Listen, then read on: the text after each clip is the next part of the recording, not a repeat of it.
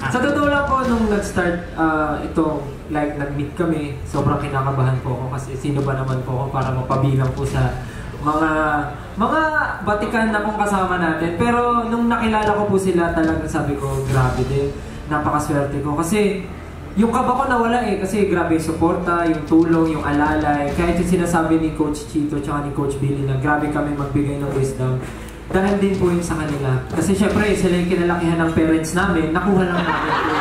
Nakuha po namin yung mga natutunan ng parents namin sa kanila. Parang yung balik mo style masakit ah. Parang preview na agad na kung ano mapapanood namin.